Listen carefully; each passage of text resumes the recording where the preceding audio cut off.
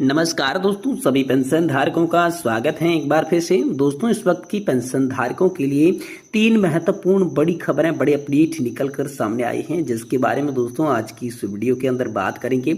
जी हाँ दोस्तों, पहली बड़ी अपडेट की बात करें तो ईपीएस 95 पेंशन को लेकर कर्मचारी भविष्य निधि संगठन और सरकार को 4 सुझाव मिले हैं। पेंशन योग्य वेतन सीमा में संशोधन से बढ़ेगा पैसा। कर्मचारी भविष्य निधि संगठन की ओर से ईपीएस 95 पेंशन योजना को लेकर बड़ा अपडेट जारी किया गया और दोस्तों 4 सुझाव मिले हैं। तो चारों सुझाव कौन कौन से हैं इसके बारे में आप सभी को बताएंगे। साथ ही बात बताने वाले हैं कर्मचारी भविष्य निधि संगठन का आप सभी के लिए चौंकाने वाला आंकड़ा जारी कर दिया है। ईपीएफओ ने नए आंकड़े जारी किए हैं, तो इसमें दोस्तों पेंशन धारकों के लिए क्या बड़ी खबर है, ये भी बात दोस्तों आज की इस वीडियो के अंदर करेंगे। साथ ही वरिष्ठ पेंशन भोगियों को 5 साल बाद संशोधित पेंशन और 20% अतिरिक्त पेंशन मिली।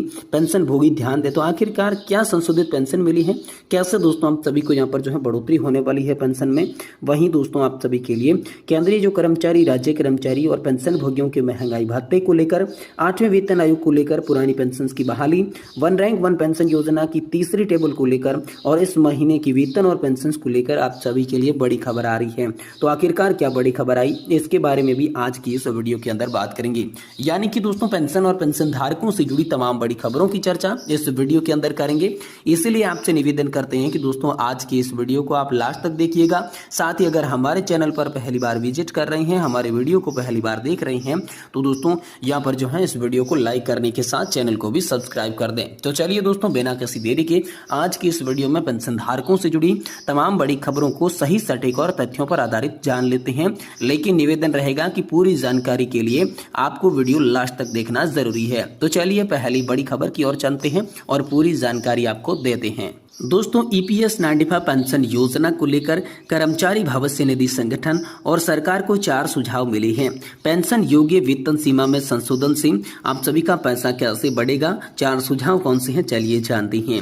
देखिए दोस्तों, कर्मचारी पेंशन योजना 1995 पेंशन विवाद अभी तक जारी है। सभी पेंशनर्स को सरकार ने 4 सुझाव दिए हैं।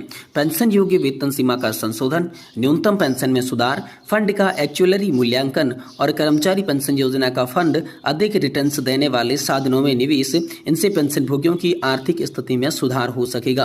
कर्मचारी पेंशन योजना 1995 को लेकर पेंशन विवाद थमने का नाम नहीं ले रहा है। सरकार और पेंशन भोगियों के बीच सीधी लड़ाई अभी भी चल रही है, जिससे कर्मचारी भविष्य निधि संगठन पर गुस्सा उतारा जा रहा है। पेंशनर्स को सरकार से बड़े आश्वासनों की उम्मीद थी कि जो पूरी नहीं हो सकी। अब पेंशनर्स खुद सरकार को कई सुझाव दे रहे हैं जिससे पेंशन भोगियों को लाभ मिल सके। तो चलिए जानते हैं कर्मचारी पेंशन योजना 95 पेंशन सुझाव क्या क्या दिए हैं इसके बारे में। देखिए, सरकार पेंशनर्स पर गुस्सा 7 सुझाव दिए हैं।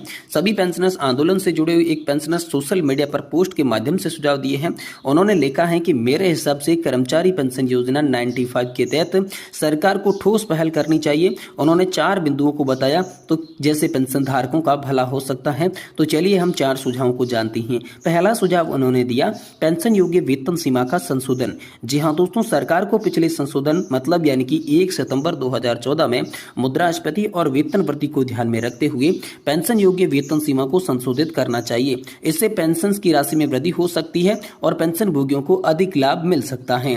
दूसरा था न्यूनतम पेंशन का संशोधन। कल्याणकारी उपाय के रूप में बजटीय सहायता के साथ बुजुर्ग पेंशन भोगियों को कुछ राहत देने के लिए न्यूनतम पेंशन में संशोधन किया जाना चाहिए। इससे उन्हें बेहतर जीवन यापन का मौका मिल सकता है। वहीं तीसरा है फंड का एक्चुअल मूल्यांकन। जी हाँ दोस्तों, नवीनतम स्थिति का पता लगाने के लिए फंड एवं एक्चुअली मूल्यांकन किया जाना चाहिए। इससे फंड की परिवर्तमान स्थिति स्पष्ट हो सकेगी। आवश्यक सुधार भी इसमें किए जाने चाहिए। और अंतिम सुझाव था कर्मचारी पेंशन योजना फंड के निवेश को लेकर।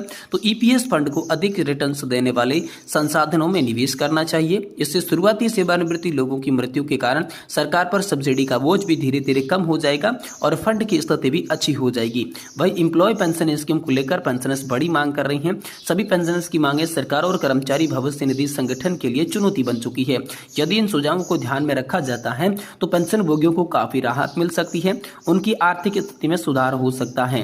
कर्मचारी पेंशन योजना 95 पेंशन को लेकर पेंशनर्स और सरकार के बीच तनाव अभी बना हुआ है।